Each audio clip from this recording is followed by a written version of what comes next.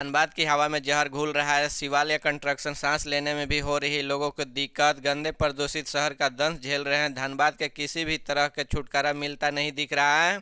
धनबाद में सड़क निर्माण कर रही है शिवालय कंस्ट्रक्शन कंपनी बीते कई महीनों से जिले के हवा के जहर घोलने के काम कर रही है।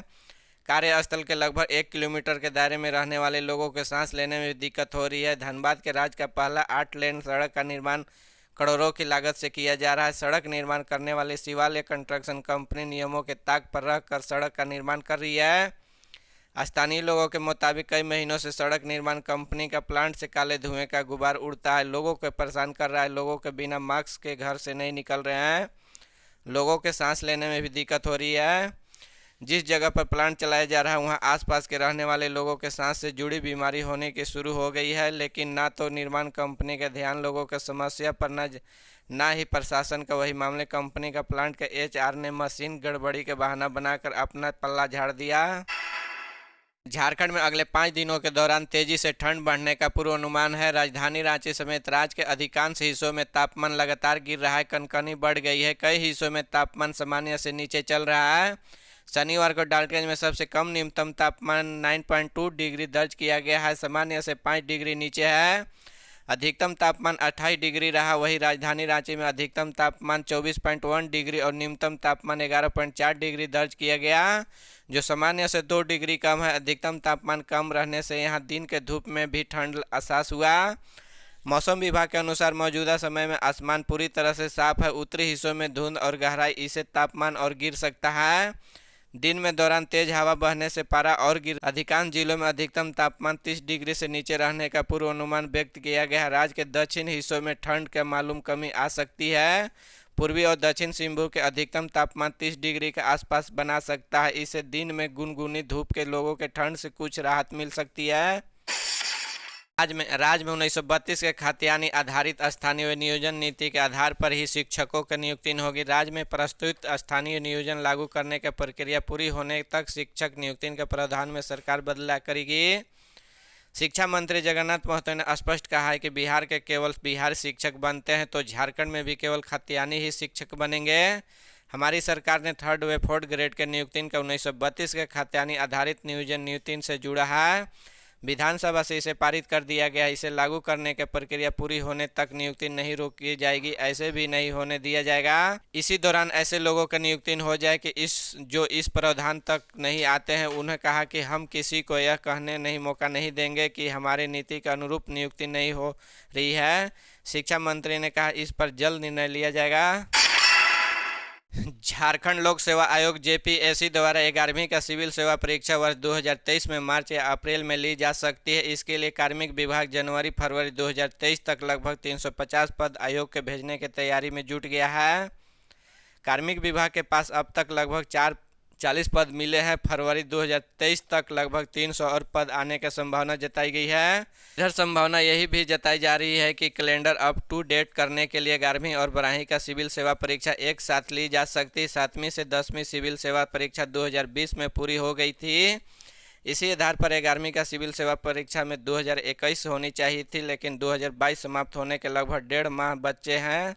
राज्य सरकार के नियम के अनुसार अब सिविल सेवा परीक्षा वर्ष के आधार पर जानी जाएगी। इस पलामू के मेदिनीनगर का चियाकी स्थित हेरिटेज इंटरनेशनल स्कूल में शनिवार का ज्योति प्रकाश मेमोरियल अंतर विद्यालय खेल महोत्सव ओलंपिक 2022 का आयोजन किया गया। हेरिटेज स्कूल के सबसे अधिक पुरस्कार अपने नाम पर ओवरऑल चैंपियन का खिताब अपने नाम किया।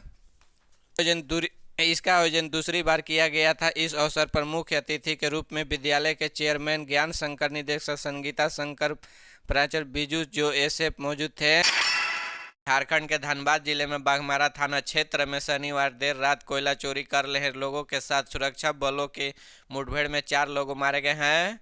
फायरिंग में 6 अन्य लोग घायल हुए हैं, जिनमें से 2 को इलाज के लिए रिम्स रांची रेफर किया गया है। रविवार सुबह मुठभेड़ की जानकारी मिलते ही इलाके में सनसनी फैल गई है। मारे गए और घायल हुए सभी लोगों के स्थानीय बताए जा रहे हैं। हालांकि अब तक मृतकों की शिनाख्त नहीं हो पाई है।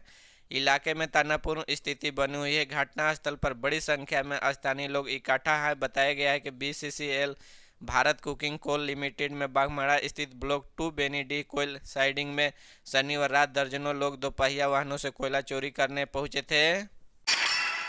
के बाद गुमला में फार्म हाउस बनाने के लिए जमीन खरीदना चाहते MS धोनी। रांची राजधानी से सटे सिलमिला लगभग 40 एकड़ जमीन पर समेकित खेती कर रहे हैं। भारतीय क्रिकेट टीम पूर्व कप्तान महेंद्र सिंह धोनी अब गुमला जिले के सिसई प्रखंड स्थित मुरगू चेलीटोली रोड में 100 एकड़ भूमि पर फार्म हाउस स्थापित करने की योजना बना रहे हैं।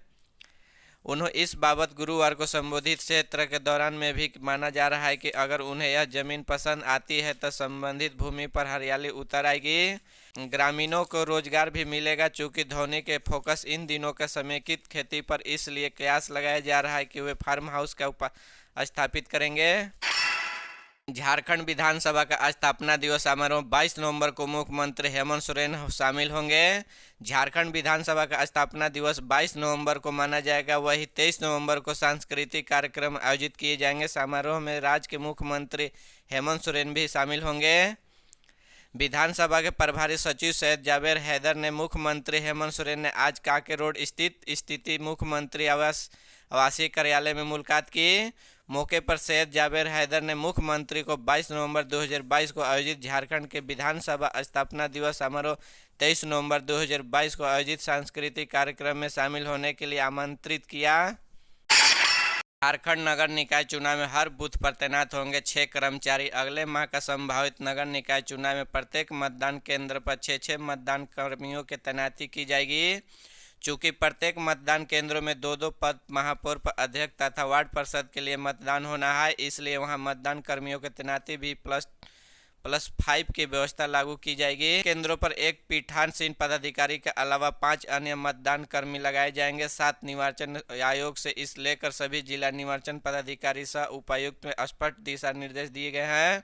राज्य निर्वाचन आयोग ने निर्णय लिया गया है कि निकाय चुनाव के मतदान कर्मियों के चयन भारत निर्वाचन आयोग द्वारा लागू प्रक्रिया की तरह रैंडम तरीके से किया जाएगा। में कोयला चोरी करते 8 लोग पकड़ा गए। बोरिया थाना क्षेत्र SI करुण कुमार राय ने रविवार को सुबह थाना गेट के समीप मोती पहाड़ी बोरियों की ओर से आ रही 8 कोयला लदी बाइक जब्त किया। इसके साथ ही उनके चालक को भी गिरफ्तार कर लिया। गिरफ्तार लोगों के मोती पहाड़ी गांव का राजेश पंडित, सुमन पंडित, जय कुमार, पिंकू साहू, देवनारायण पंडित, पच्चू पंडित, सेवा पंडित, हेमंत कुमार शाह शामिल हैं। सभी पर कोयला चोरी करने बेचने के आरोप में मामला दर्ज किया गया है। स्वास्थ्य जांच के बाद सभी को जेल भेज दिया गया है। थाना प्रभारी जगन्नाथ पाल ने बताया कि मोती पहाड़ी गांव का NTPC का कोयला चोरी कर 8 लोग बाइक के माध्यम से ले जा रहे थे। उनके निर्देश पर गश्ती का तैनात SI करुण कुमार राय ने सभी को पकड़ लिया। बताया कि अवैध कार्य में संलिप्त लोगों को छोड़ा जाएगा नहीं।